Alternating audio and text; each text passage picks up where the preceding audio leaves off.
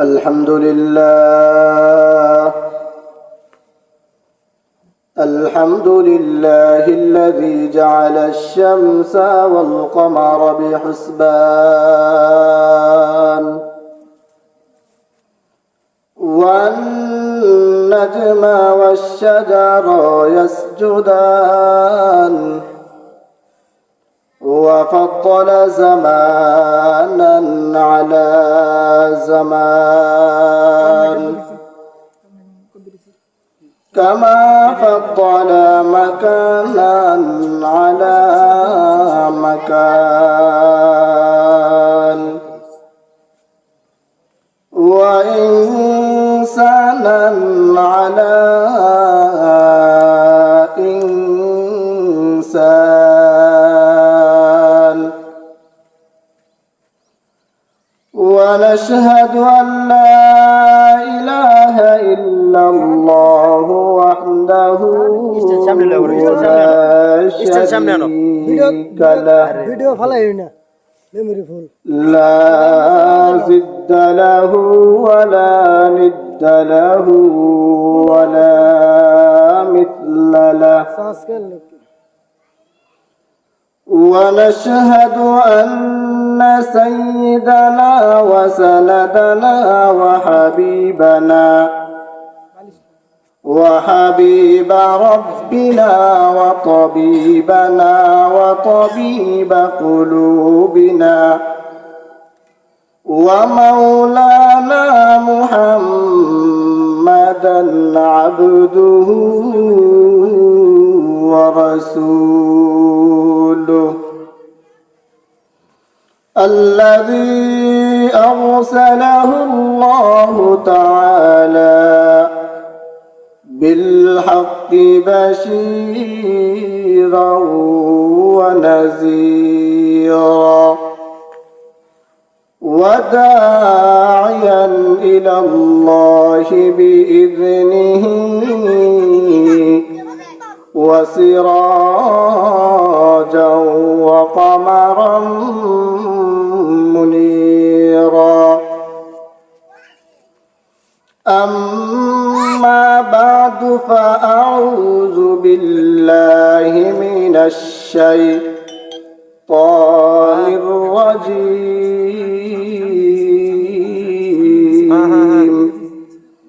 بسم الله الرحمن الرحيم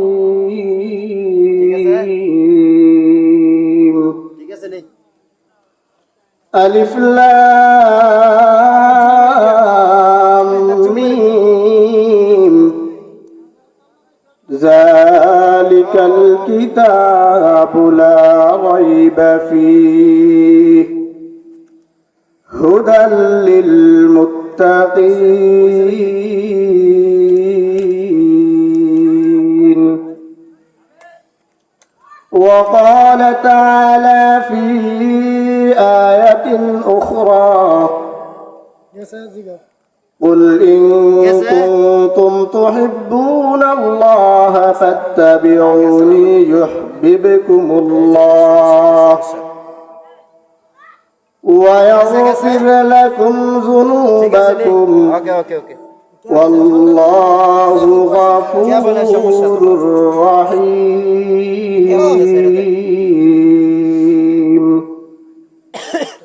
صدق الله مولانا العظيم وصدق رسوله النبي الأمي الكريم ونحن على ذلك لمن الشاهدين والشاكرين والحمد لله رب العالمين اللهم صل على وعلى آله وأصحابه وبارك وسلم تسليما كثيرا وقال النبي عليه الصلاة والسلام عن أنس بن مالك رضي الله تعالى عنه قال قال النبي عليه الصلاة والسلام لا يؤمن أحدكم حتى أكون أحب إليه من والده وولده والناس أجمعين محمد ने आकर कुफ्र को मिटाया कुफ्र को मिटाकर सदाकत बताया ला इलाहा इल्लल्लाह ला इलाहा इल्लल्लाह ला इलाहा इल्लल्लाह ला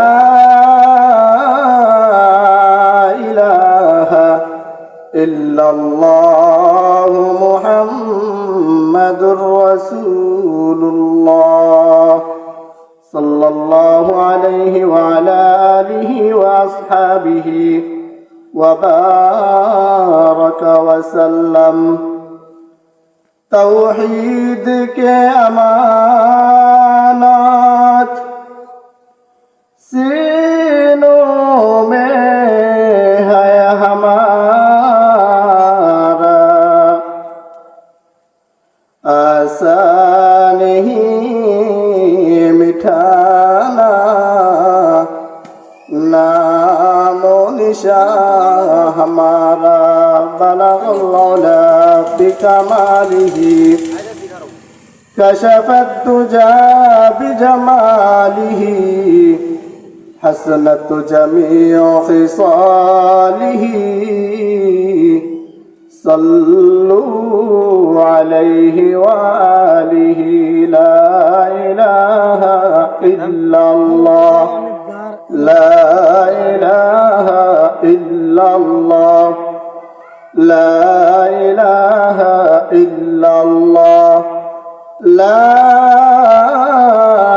इलाहा इल्लल्लाह मुहम्मदुर रसूलुल्लाह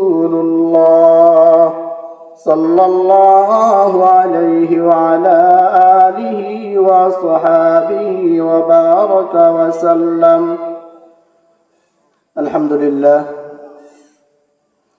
ঐতিহ্যবাহী খিরাটি শামস মৌলভীপাড়া হযরত আলী বাড়ি বাইতুল মামুর ও যুব সমাজের উদ্যোগে আয়োজিত পঞ্চম বার্ষিক ইসলামী মহাসম্মেলনের সম্মানিত সভাপতি হাজী মাওলানা মোহাম্মদ মতিউর রহমান, প্রধান অতিথি জনাব মোহাম্মদ আমিরুল ইসলাম, উদ্বোধক জনাব মোহাম্মদ আজিমউদ্দিন ও দূর দূরান্ত থেকে আগত আল্লাহ পাকের আশিকিন, জাকিরিন, শাকিরিন, মুহিব্বিন ও মুরব্বিয়ান আযম ও আমার সমবয়সী যুবক বন্ধুগণ এবং পদ্মার অন্তরালে অবস্থানরত আমার শ্রদ্ধেয় মা ও বোনেরা, সর্বোপরি শুকর আদায় করছি সেই মহান রব্বুল আলামিনের, যিনি আমাদেরকে সমস্ত ফিতনা ফাসাদের জামানা থেকে, সমস্ত ফিতনা থেকে আল্লাহ রব্বুল আলামিন আপনাকে আমাকে বাছাই করে যাচাই করে জান্নাতের বাগানে আসার এবং বসার তৌফিক দান করেছেন। এজন্য নিয়ামতের শুকর আদায় করার জন্য মহান রব্বুল আলামিনের কাছে শুকর আদায় করি, বলি আলহামদুলিল্লাহ। মুহতারাম হাজিরিন, আমরা এমন একটা সময়ের মধ্যে উপনীত হয়েছি পৃথিবীর প্রত্যেকটা প্রান্ত থেকে আজকে মুসলমান লাঞ্ছিত, অপমানিত, অপদস্থ। এমন একটা সময়ে আল্লাহ রাব্বুল আলামিন এই জান্নাতি বাগানের ব্যবস্থা করেছেন, সেই জন্য শুকর আদায় করি, বলি আলহামদুলিল্লাহ। আমি আরো শুকর আদায় করছি যাদের অক্লান্ত পরিশ্রমের বিনিময়ে এই জান্নাতের বাগানটাকে সাজানো হয়েছে,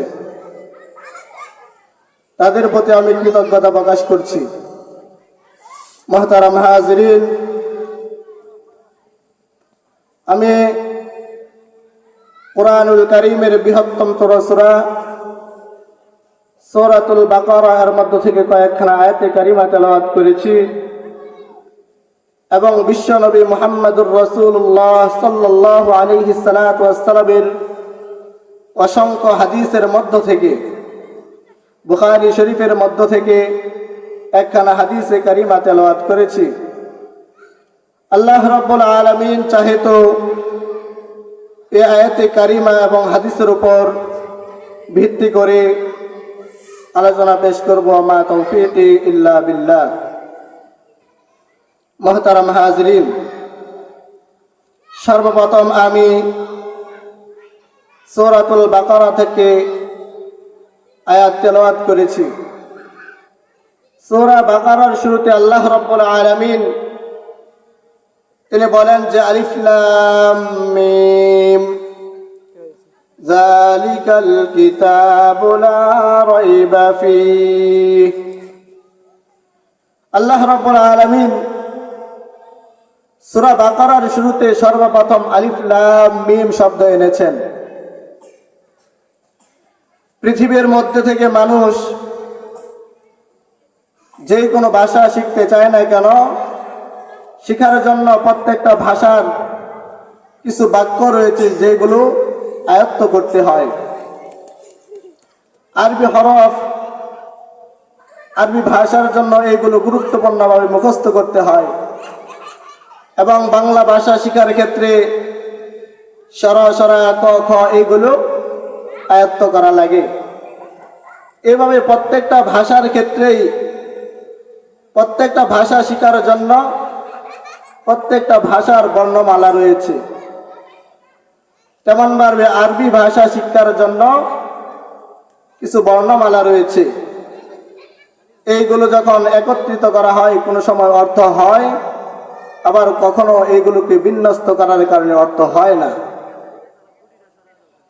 অর্থাৎ আল্লাহ রাব্বুল আলামিন সূরা বাকারার শুরুতে আলিফ লাম মিম শব্দ কেন এনেছেন? আলিফ লাম মিম এই পুরাটা মিলে একটা শব্দ নয়, অর্থাৎ এখানে তিনটা শব্দ রয়েছে।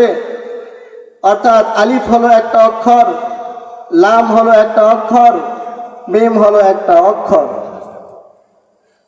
আর এই মহাগ্রন্থ কোরআনে হাকিম এমন একটা গুরুত্বপূর্ণ কিতাব, যেই কিতাবের শুরুতে আল্লাহ রাব্বুল আলামিন এমন শব্দ দিয়েছেন, তিনটা শব্দ এখানে এনেছেন, তিনটা অক্ষর আল্লাহ রাব্বুল আলামিন এখানে এনেছেন। অর্থাৎ কোরআনে হাকিমের শুরুতে আল্লাহ রাব্বুল আলামিন আলিফ লাম মিম শব্দ এনেছেন। অর্থাৎ এই আলিফ লাম মিম শব্দের কোনো অর্থ নাই। আলিফ একটা শব্দ, লাম একটা শব্দ, মিম একটা শব্দ। এই তিনটা হলো তিনটা হরফ, কিন্তু এই তিনটা হরফকে যদি একত্রিত করা হয় তারপরও এই আলিফ লাম মিমের কোনো অর্থ হয় না। তাহলে এখন জিজ্ঞাসাবাদ করতে পারেন যে আয়াতে কারিমার যেহেতু অর্থ নাই, এ মহাগ্রন্থ কোরআন এত দামি এক কিতাব, যেই কিতাবের সাথে পৃথিবীর কোনো কিতাব তুলনা করা যায় না, তাহলে এই কিতাবের শুরুতে আল্লাহ রাব্বুল আলামিন কেন অর্থহীন অর্থ আল্লাহ রাব্বুল আলামিন অর্থবিহীন শব্দ কেন কোরআনে কারিমের শুরুতে এনেছেন? এটা আমাদের মনে প্রশ্ন জাগতে পারে যে এত দামি এক কোরআন, যেই কোরআনটাকে সাধারণ মানুষের উপর আল্লাহ তাআলা নাজিল করেন নাই, বরং এই দামি এক কিতাব আল্লাহ রাব্বুল আলামিন বিশ্ব নবী নবী মুহাম্মদুর রাসূলুল্লাহ সাল্লাল্লাহু আলাইহি সাল্লাতু ওয়াসসালামের উপর অবতীর্ণ করেছেন। এই কালামটা হলো আল্লাহ তাআলার কালাম, আল্লাহ রাব্বুল আলামিনের পক্ষ থেকে দিয়েছেন। মাধ্যম হলো জিবরাইল আলাইহিস সালাতু ওয়াসসালাম, তাকে দিয়েছেন, অর্থাৎ নবী মুহাম্মদুর রাসূলুল্লাহ সাল্লাল্লাহু আলাইহি সাল্লাতু ওয়াসসালামকে দিয়েছেন। তাহলে আল্লাহ রাব্বুল আলামিন পৃথিবীর শ্রেষ্ঠতম এই কুরআন কারীম, এই গ্রন্থের শুরুতে আল্লাহ তাআলা অর্থহীন, অর্থাৎ যেই বাক্যের অর্থ নাই সেটা আল্লাহ তাআলা কেন কোরআনের শুরুতে দিয়েছেন? এর এক নাম্বার জবাব হলো, মুফাসসিরিনে কেরাম বলেন, অর্থাৎ পৃথিবীর মধ্যে যত অহংকারী ব্যক্তি রয়েছে, যাদের এত গর্ব, এত বড়াই, যাদের এত অহংকার যে আমি সব জানি, আল্লাহ রাব্বুল আলামিন বলেন, যেহেতু তুমি সব জানো, তোমার এত অহংকার, তাহলে তুমি তোমার অহংকারী দিয়ে, তোমার গর্ব দিয়ে, তুমি তোমার শক্তি দিয়ে জানায় দাও যে আল্লাহ রাব্বুল আলামিন এই কোরআনে হাকিমের শুরুতে যে আলিফ লাম মিম শব্দ দিয়েছেন এর অর্থ কি জানায় দাও। তোমার যেহেতু এত অহংকার যদি থাকে, তোমার ইলমের যদি এত পাওয়ার থাকে, তাহলে তুমি জানায় দাও যে আলিফ লাম মিমের অর্থ কি। পৃথিবীর জমিনে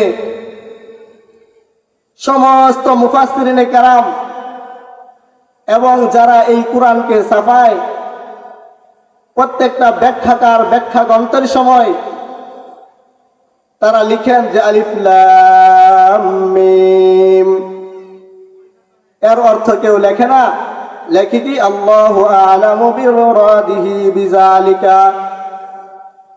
অর্থাৎ এই আয়াতে কারিমার অর্থ, এর অর্থ কি, এর উদ্দেশ্য কি, মহান আল্লাহ রাব্বুল আলামিন ভালো জানেন। অর্থাৎ বাংলা কোরআন যদি কেউ রিসার্চ করে, তাহলে দেখবেন লেখা আছে আলিফ লাম মিম, বাংলাতে দেওয়া থাকে যে আলিফ লাম মিম। এর কোনো অর্থ আজও পর্যন্ত কেউ লিখতে পারে নাই। অর্থাৎ এই আলিফ লাম মিমের অর্থ লিখবে এমন কোনো যোগ্যতাবান ব্যক্তি এই পৃথিবীর জমিনে জন্ম হয় নাই। আমরা অনেকে এটা বিশ্বাস করি বা অনেকে আমরা বলি যে নবী মুহাম্মদুর রাসূলুল্লাহ সাল্লাল্লাহু আলাইহি সাল্লাতু ওয়াসসালাম আলিমুল গায়ব। মুফাসসিরিনে কেরাম ব্যাখ্যা করেন, মুফাসসিরিনে কেরাম লিখেছেন যে এই মহাগ্রন্থ কোরআনে হাকিমের শুরুতে আলিফ লাম মিম শব্দটা দিয়েছেন, এর মাধ্যমে আল্লাহ রাব্বুল আলামিন পৃথিবীর প্রত্যেকটা মানুষকে জানিয়ে দিয়েছেন যে আল্লাহ রাব্বুল আলামিন যে শব্দ বসিয়েছেন, অর্থাৎ এই শব্দ নবী মুহাম্মদুর রাসূলুল্লাহ সাল্লাল্লাহু আলাইহি সাল্লাতু ওয়াসসালাম জানেন না। এর মানে এর এক নাম্বার জবাব হলো যে নবী মুহাম্মদুর রাসূলুল্লাহ সাল্লাল্লাহু আলাইহি সাল্লাতু ওয়াসসালাম গায়েব জানেন না। যদি নবী মুহাম্মদুর রাসূলুল্লাহ সাল্লাল্লাহু আলাইহি সাল্লাতু ওয়াসসালাম গায়েব জানতেন, তাহলে এই আলিফ লাম মিমের অর্থ নবী মুহাম্মদুর রাসূলুল্লাহ জানতেন। তাহলে আমরা জানতে পারলাম যে নবী মুহাম্মদুর রাসূলুল্লাহ সাল্লাল্লাহু আলাইহি সাল্লাতু ওয়াসসালাম গায়েব জানেন না। দ্বিতীয় নাম্বার আরেকটা জবাব, যে আল্লাহ রাব্বুল আলামিন এত দামি এক কোরআন, এই কোরআনের মধ্যে সর্বপ্রথম অর্থহীন শব্দ কেন আল্লাহ তাআলা এনেছেন? কিতাবের মধ্যে মোতাআলা করে দেখতে পেলাম যে এর আরেকটা কারণ হচ্ছে, আরেকটা জবাব হচ্ছে, এই দামি কোরআন যখন নবী মুহাম্মদুর রাসূলুল্লাহর উপর নাজিল হয়েছে, তখন এই কোরআনের মাধ্যমে মক্কা নগরীতে গিয়ে যখন নবী মুহাম্মদুর রাসূলুল্লাহ দাওয়াত দেওয়ার সময়, তখন তারা কাফের বেঈমানেরা বলতো যে এটা আল্লাহ তাআলার কালাম না, বরং এটা নবী মুহাম্মদুর রাসূলুল্লাহ নিজ থেকে বানায় আমাদেরকে বলে এটা নাকি আল্লাহ তাআলার কালাম। আল্লাহর কসম, নবী মুহাম্মদুর রাসূলুল্লাহ সাল্লাল্লাহু আলাইহি ওয়াসাল্লাম বানিয়ে বলতেন না, বরং আল্লাহ রাব্বুল আলামিন জিবরাইল মারফত নবী মুহাম্মদুর রাসূলুল্লাহকে দিয়েছিলেন। অর্থাৎ নবী মুহাম্মদ রাসূলুল্লাহকে যা দিতেন তো এইগুলোর মাধ্যমে নবী মুহাম্মদুর রাসূলুল্লাহ মক্কা নগরীর মধ্যে দাওয়াত দিতেন। তো আল্লাহ রাব্বুল আলামিন এই আলিফ লাম মিম শব্দ দ্বারা তিনি কোরআনের শুরুতে চ্যালেঞ্জ গ্রহণ করেছেন। পৃথিবীর জমিনে যত বই আছে সমস্ত বই লেখকরা লিখেন যে আমি বই লিপিবদ্ধ করেছি, এই বইয়ের মাধ্যমে যদি কোনো ভুল হয় তাহলে আমাকে জানাবেন, আমি তার পরবর্তী সংস্করণের মাধ্যমে সংশোধন করে দেব। কিন্তু আমার আল্লাহ রাব্বুল আলামিন এমন ভাবে তিনি জানিয়ে দিয়েছেন, কোরআনের শুরুতেই তিনি চ্যালেঞ্জ গ্রহণ করেছেন যে আল্লাহ রাব্বুল আলামিন বলেন যে আমি এমন একটা শব্দ দিয়ে দিলাম, পৃথিবীর সমস্ত মানুষ যত বৈজ্ঞানিকরা চেষ্টা করুক না কেন, রিসার্চ করুক না কেন, কেউ পারবে না যে আলিফ লাম মিম এর অর্থ কি, কেউ জানে না। আল্লাহ রাব্বুল আলামিন মক্কার লোকদেরকে চ্যালেঞ্জ করে দিলেন, চ্যালেঞ্জ করে দিলেন। আল্লাহ রাব্বুল আলামিন বলেন, ও মক্কা নগরীর লোকেরা, আমি তোমাদেরকে চ্যালেঞ্জ দিয়ে দিলাম, তোমরা যদি পারো, তোমরা যেহেতু বলতেছো যে এটা নবী মুহাম্মদুর বানানো কালাম, তাহলে তোমরা একটা আয়াতে কারিমা অর্থাৎ কোরআনুল হাকিমের সবচেয়ে ছোট সূরা যেটা কাউসার অথবা ইখলাস এর মতো ছোট একটা সূরা তোমরা বানায় দেখাও।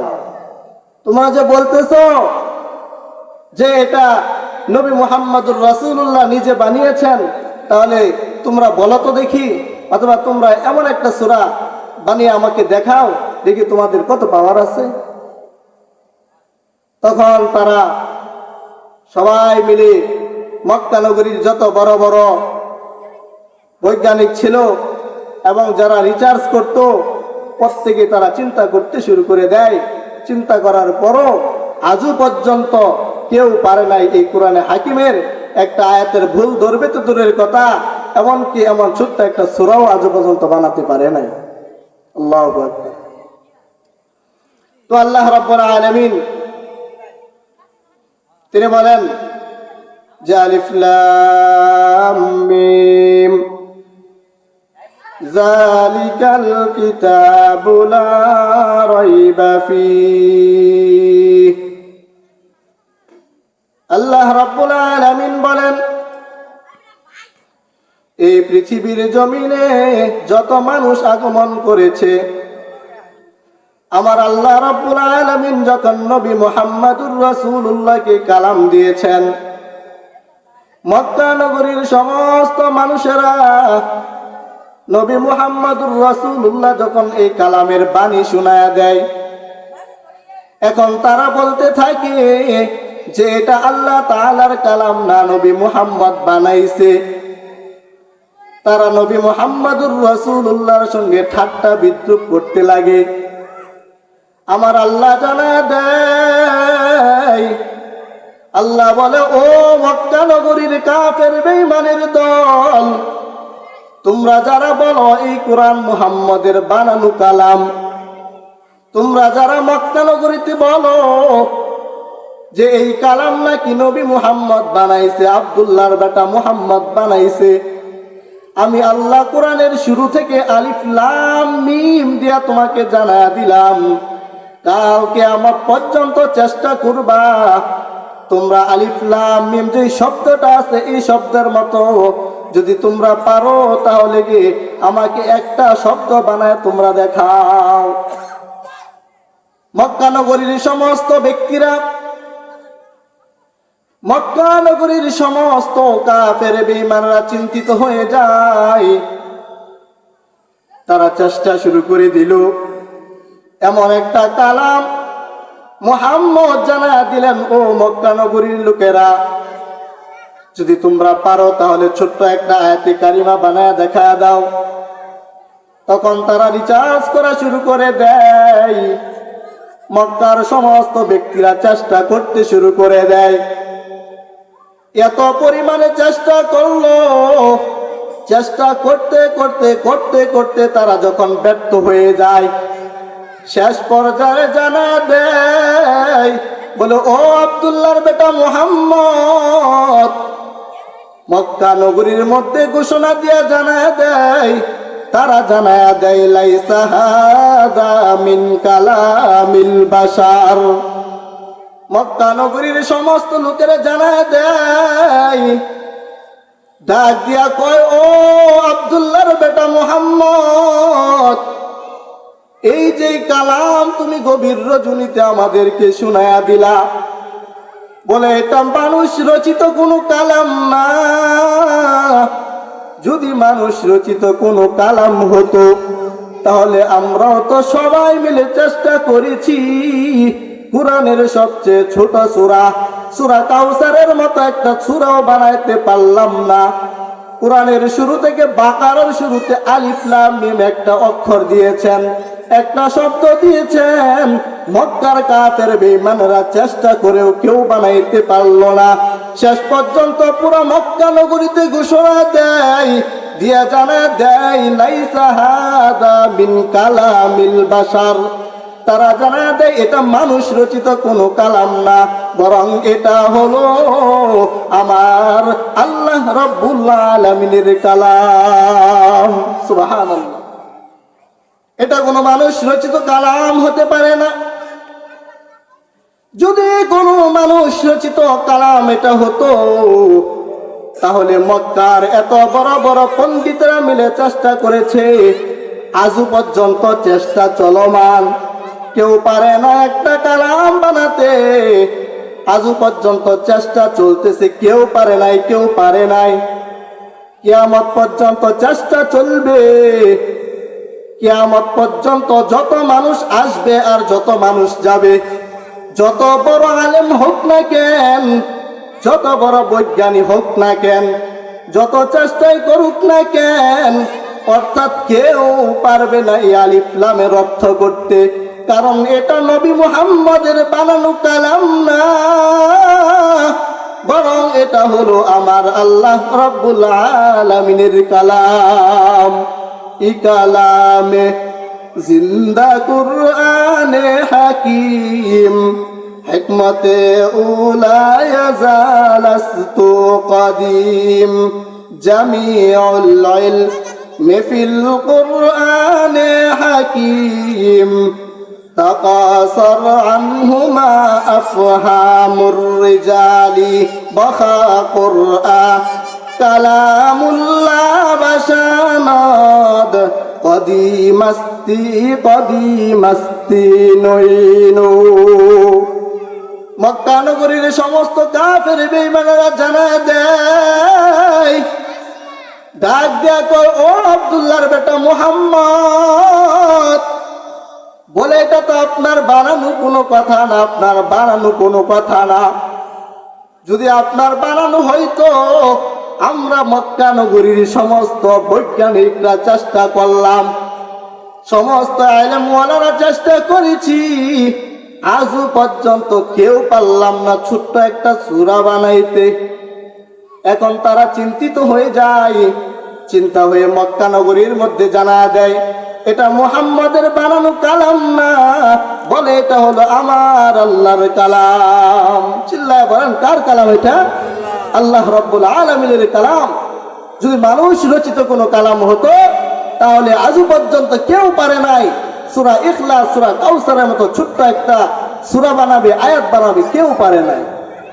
এর দ্বারা আমরা বুঝতে পারলাম যে এটা মানুষ রচিত কোনো কালাম না, বরং এটা কার কালাম? আল্লাহর কালাম। অর্থাৎ কত বৈজ্ঞানিকরা চেষ্টা করলো, ভারতের একজন খ্রিস্টান যার নাম হলো নীল আর মিস্টার মাইকেল, কুরআন নিয়ে এত পরিমাণ রিসার্চ করলো, হিন্দু ধর্মের কিতাবটা শেষ করে ফেললো, বৌদ্ধ ধর্মের কিতাব শেষ করে ফেললো, সব ধর্মের কিতাব পড়ে শেষ।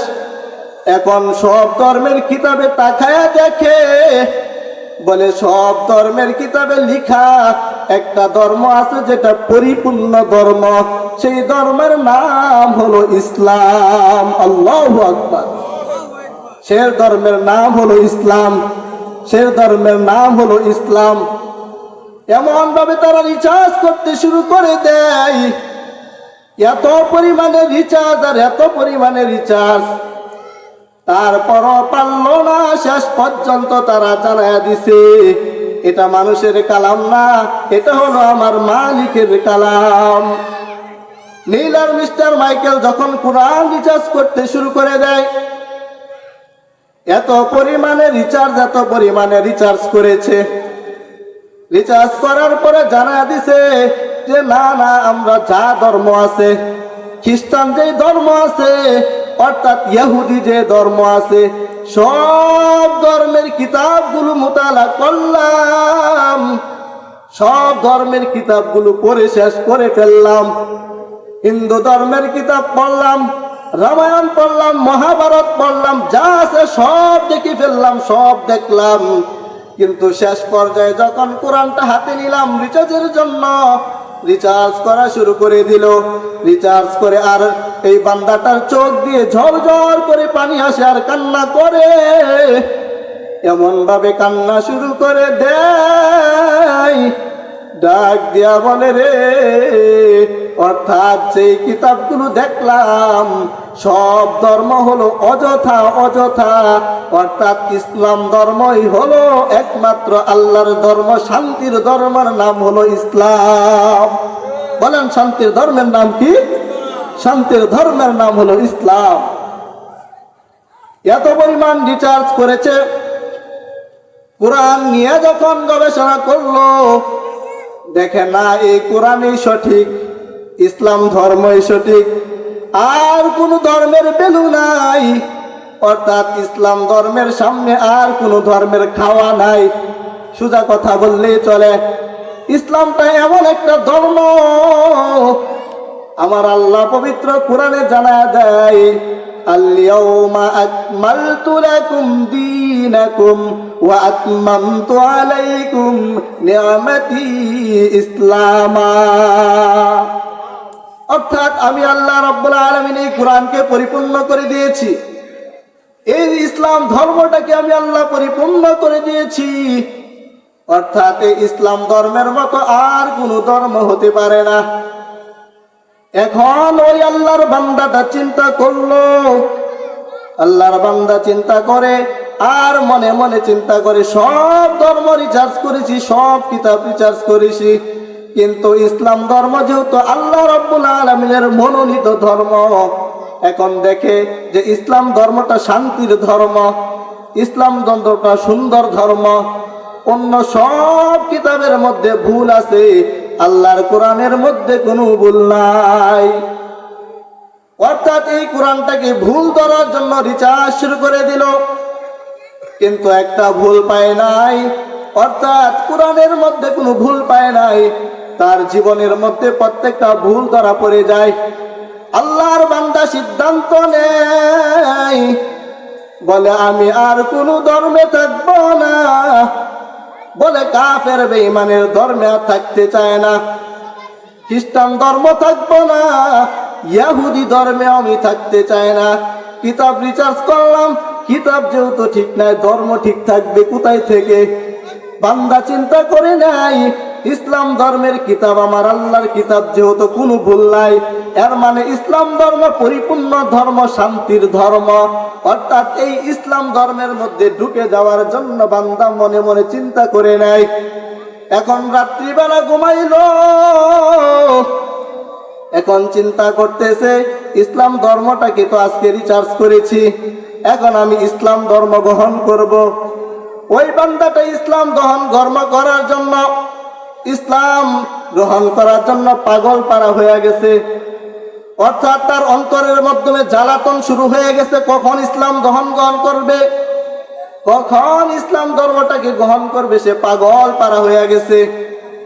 পাগল পারা হয়ে যখন দোয়া করলো, ওযু করে যখন বিছানার মধ্যে শুয়ে যায়, আর আমার মালিককে এভাবে দুইটা হাত উঠাই, ওটা ডাক দেয়া বলে, ও মালিক, যদি তোমার ইসলাম ধর্মটা সঠিক হয়ে থাকে, তোমার এই ইসলাম ধর্ম যদি সঠিক হয়, তাহলে তোমার মদিনাওয়ালা নবীকে আমার কাছে পাঠায়া দিও, যাতে তোমার মদিনাওয়ালা নবী আইসা ইসলামের কালিমা দিয়া আমাকে রাত্রি বেলাতে মুসলমান বানায়া দেয়। সুবহানাল্লাহ। এই কথা যখন বললে বান্দাটা ঘুমায় গেল। ঘুমিয়ে যাওয়ার পরে রাতের বেলা ব্যক্তিটা স্বপ্ন দেখতেছে, পাগড়ি পরিহিত, সাদা জুব্বা পরিধান করে।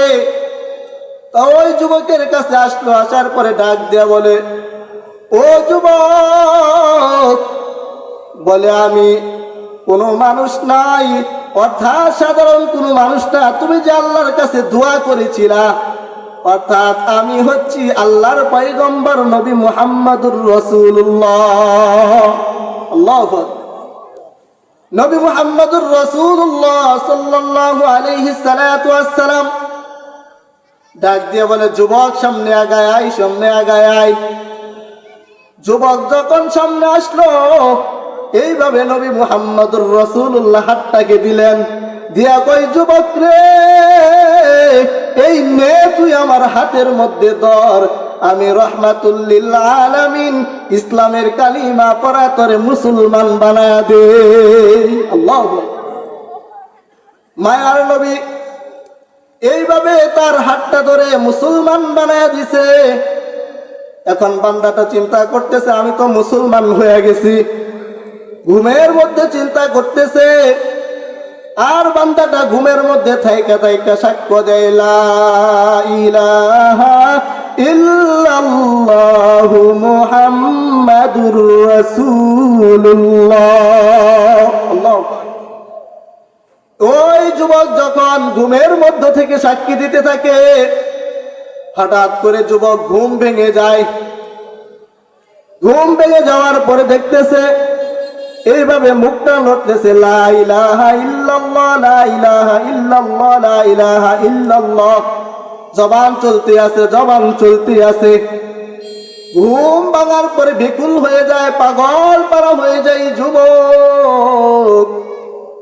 যুবক পাগল হয়ে গেছে, তার স্ত্রীর কাছে সংবাদটা দিয়ে দিবে। যেই মাত্র যুবক ঘর থেকে লাফ দিয়ে দৌড়াইয়া বের হয়ে যায়, বের হয়ে যাওয়ার পরে দেখে আল্লাহর কি কুদরত। দেখতেছে তার স্ত্রীটা কান্না করতে করতে চোখের পানি ছেড়ে দেয়, আর ডাক দেয়া কয়, রে মালিক।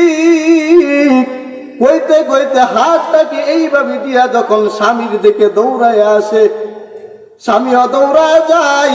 স্বামী ডাক দিয়া কই, রে ও আমার স্ত্রী, কি হয়েছে তোমার, বলো কি হয়েছে। স্ত্রী ডাক দিয়া কই, রে স্বামী, বলে আমার কিছু হয় নাই। বলে আমি রাত্রিবেলা ঘুমাইছি, ঘুমানোর পরে স্বপ্নে দেখতেছি অর্থাৎ রহমাতুল লিল আলামিন আমাকে কালিমা পড়ায়া মুসলমান বানায়া দিছে। আল্লাহু আকবার। মদিনাওয়ালা নবী আসলো, আয়েশা তাদের স্বামী স্ত্রী উভয়জনকে কালিমা পড়ায়া দিছে। এখন চিন্তা করেন এই কালাম কেমন দামি এক কালাম। আজও পর্যন্ত কেউ একটা ভুল এই কালামের মধ্যে পায় নাই। ভুল ধরবে তো দূরের কথা, যারা ভুল ধরার চেষ্টা করেছিল অর্থাৎ তারা এই সাক্ষ্য দিয়া দিছে।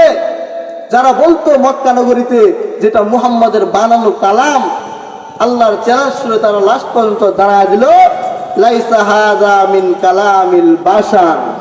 তারা ঘোষণা দেয় যে না রে, এটা মুহাম্মাদের বানানো কোনো কালাম না। যদি মুহাম্মাদের বানানো কালাম হতো, তাহলে যদি মুহাম্মদ এই কালামটা বানাইতো, তাহলে মুহাম্মদ এই কালামের অর্থ জানতো।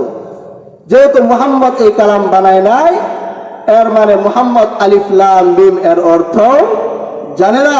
পৃথিবীর কেউ এই আলিফ লাম মিমের অর্থ জানে না।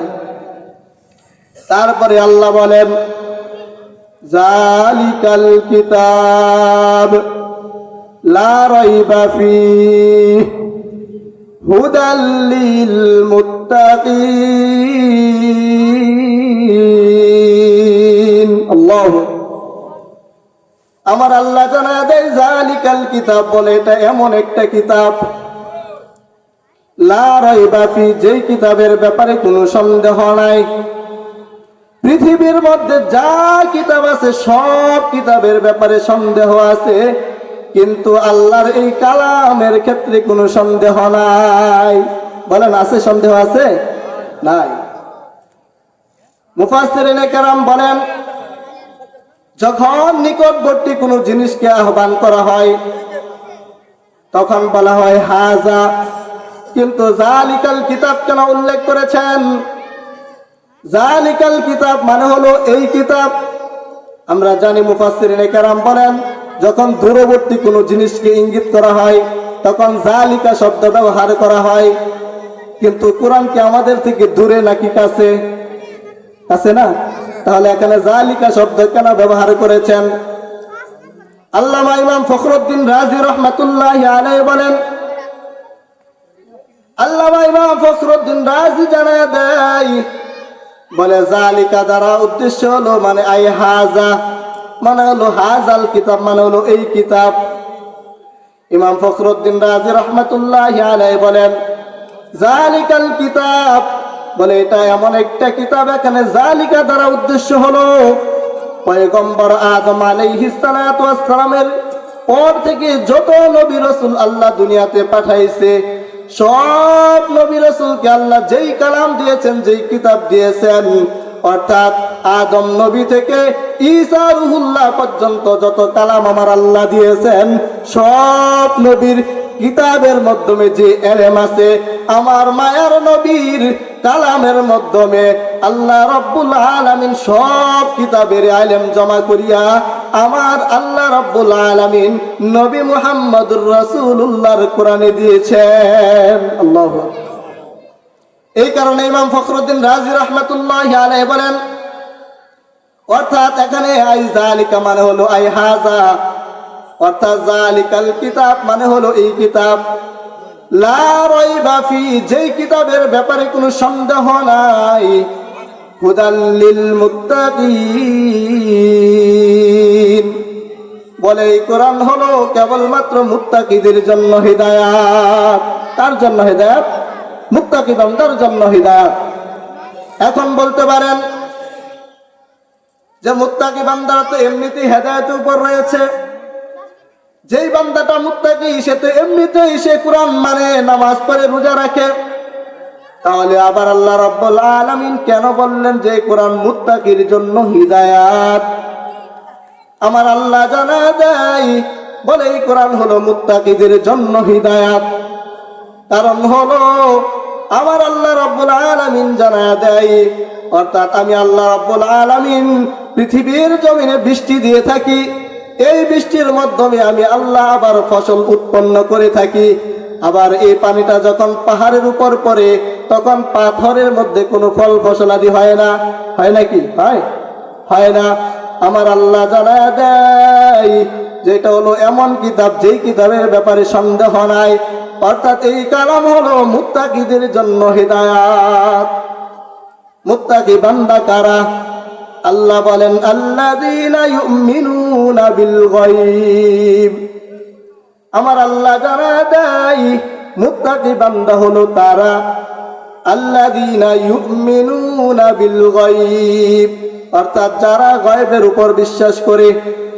গায়ব বলতে আল্লাহ, গায়ব বলতে নবী মুহাম্মদুর রাসূলুল্লাহ, গায়ব বলতে আমরা বুঝি জান্নাত, গায়ব বলতে আমরা বুঝি জাহান্নাম, গায়ব বলতে ফুলসিরাত, জান্নাত, জাহান্নাম সবগুলো হলো গায়ব। এই সবগুলোর যখন কেউ বিশ্বাস করবে তখন কেবলমাত্র ওই ব্যক্তিটা হয়ে যাবে মুত্তাকি। সুবহানাল্লাহ। আল্লাহ মুত্তাকির পরিচয় দেন। আল্লাহ বলেন আল্লাযীনা ইউমিনুনা বিল গায়বি ওয়া ইউকিমুনাস সালাহ। আল্লাহ বলেন কোন বান্দা শুধু এই ঘোষণা দিল গায়েব বিশ্বাস করেছে, আল্লাহকে বিশ্বাস করেছে, জান্নাত বিশ্বাস করেছে, জাহান্নাম বিশ্বাস করেছে, ফুলসিরাত বিশ্বাস করেছে, এই সবগুলো যখন বিশ্বাস করেছে তখন কেবলমাত্র বান্দা মুত্তাকি হতে পারবে। আর বেঈমান হওয়ার জন্য, কাফের বেঈমান হওয়ার জন্য সবগুলোকে অস্বীকার করা লাগে না।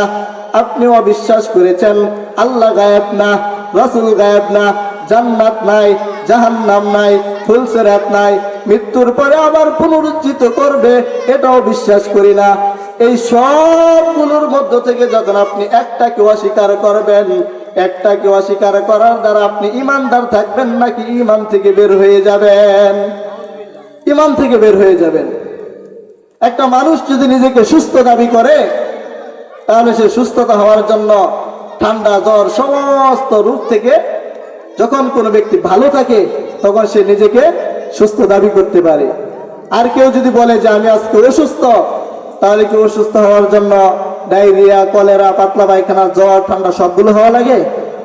সবগুলো হওয়া লাগে না। আপনার যদি মাথা ব্যথা হয় অসুস্থ, জ্বর আসলো অসুস্থ, আপনি সবগুলোকে অস্বীকার করা লাগবে না। আল্লাহর কালাম অর্থাৎ সূরা বাকারার আগে যে সূরা আছে অর্থাৎ বিসমিল্লাহর বা থেকে নিয়ে আপনি কোরআনের শেষ সূরা মিনান নাস এর সিন পর্যন্ত প্রত্যেকটা অক্ষর, প্রত্যেকটা শব্দ, প্রত্যেকটা অর্থকে আপনার বিশ্বাস করার নাম হলো ঈমান। আপনি যদি মনে করেন সব মানলাম কিন্তু কোরআনের একটা আয়াত মানলাম না, আপনি ঈমানদার নাকি বেঈমান? বলেন, আপনি বেঈমান। আমার আল্লাহ জানায়া দেয়, আল্লাযীনা ইউমিনুনা বিল গায়বি ওয়া ইউকিমুনাস সালাহ, বলে মুত্তাকি বান্দার পরিচয় তোমরা নিয়ে নাও।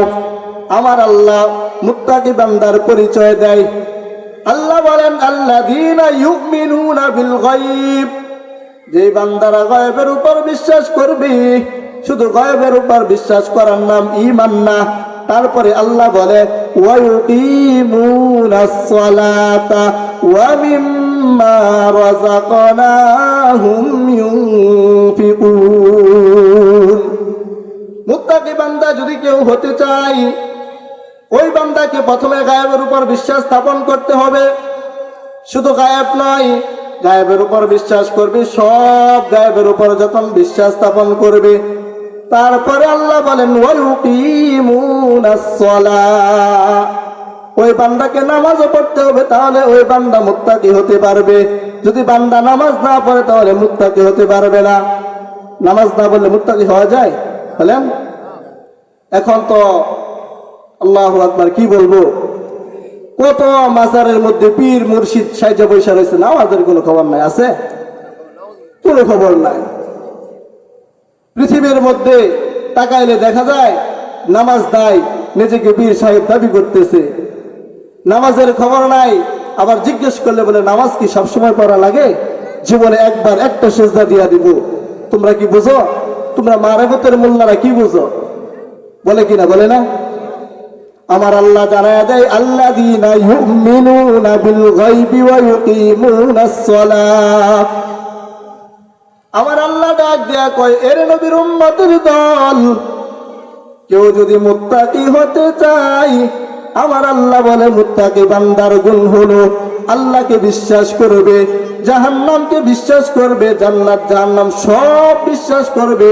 আবার কি করবে? নামাজও পড়বে। কি করবে? নামাজ পড়া লাগবে। কোন বান্দা যদি নিজেকে দাবি করে আমি মুসলমান, আমি মুত্তাকি, তাহলে মুত্তাকি হওয়ার জন্য ওই বান্দাকে কি করা লাগবে? নামাজ পড়া লাগবে। আমার আল্লাহ জানা যায় কোন বান্দা যদি মুত্তাকি হয়ে যায়, তাহলে ওই বান্দাকে 5 বেলার নামাজগুলোকে সঠিকভাবে আদায় করতে হবে। কোন ব্যক্তি যদি 5 বেলার নামাজগুলো সঠিকভাবে আদায় করে, তাহলে আমি আল্লাহ রাব্বুল আলামিন 5 বেলার নামাজের কারণে, আমার কুদরতি পায়ে সেজদা দেওয়ার কারণে আমি আল্লাহ রাব্বুল আলামিন ওই বান্দার প্রতি রাজি খুশি হইয়া ওই বান্দাকে আমি 5টা পুরস্কারে পুরস্কৃত করে থাকি। সুবহানাল্লাহ। কয়টা পুরস্কার দিয়ে থাকেন? আল্লাহ 5টা পুরস্কার দেয়। আল্লাহ রাব্বুল আলামিন জানায়া দেয়, ও নবীর উম্মতের দল, অর্থাৎ আমি আল্লাহ রাব্বুল আলামিন নামাজি ব্যক্তিকে 5টা পুরস্কার দিয়ে থাকি। কয়টা পুরস্কার? আল্লাহ বলে নামাজি বান্দাকে আমি 5 পুরস্কার দিয়ে থাকি।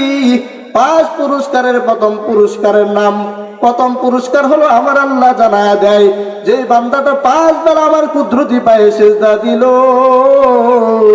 5 বেলা সেজদা দেওয়ার কারণে আমি আল্লাহ রাব্বুল আলামিন ওই বান্দাকে তার রিজিকের অভাব তার থেকে আমি আল্লাহ দূর করে দিব। সুবহানাল্লাহ। নামাজি বান্দার 5 পুরস্কারের প্রথম পুরস্কার হলো আল্লাহ রিজিকের ব্যবস্থা করে দিবে, রিজিকের অভাবকে আপনার থেকে দূর করে দিবে।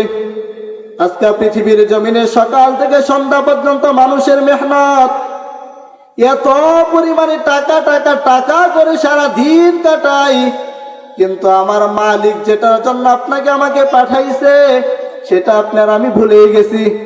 আমার আল্লাহ পাঠাইছে দুনিয়াতে যাবা, যাওয়ার পর নামাজগুলো কায়েম করবা, রোজা রাখবা, যাকাত দিবা, হজ করবা, সব কিছুর জন্য পাঠাইছে।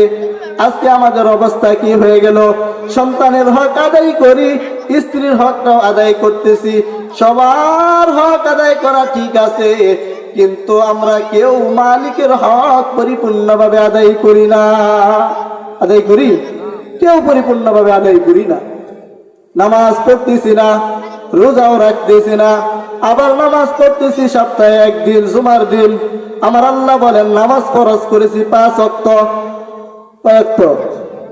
আল্লাহ রাব্বুল আলামিন বলেন, ও দুনিয়ার মুসলমান ইমানদারের দল, আমি আল্লাহ 5 বেলা নামাজটাকে তোমাদের জন্য ফরজ করেছি। 5 বেলা যদি আমার কুদরতি পায়ে সেজদা দিতে পারো, তাহলে আমি আল্লাহ তোমাকে 5টা পুরস্কার দেব। 5 পুরস্কারের প্রথম পুরস্কারের নাম হলো, আমি আল্লাহ তোমাকে দুনিয়াতে থাকতে তোমার রিজিকের সমস্ত অভাব আমি আল্লাহ দূর করে দেব। সুবহানাল্লাহ। দুনিয়াতে থাকা অবস্থায় রিজিকের জন্য এত পাগল পারা, আল্লাহ বলেন রিজিকের অভাব আপনার থেকে দূর করে দিবে। কিসের অভাব? রিজিকের অভাব দূর করে দিবে।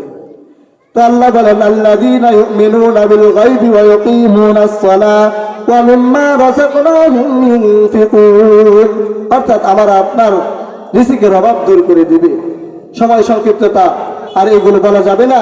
একটা বললাম যে আল্লাহ তাআলা নামাজি বান্দার অভাবকে দূর করে দিবে। আল্লাহ রাব্বুল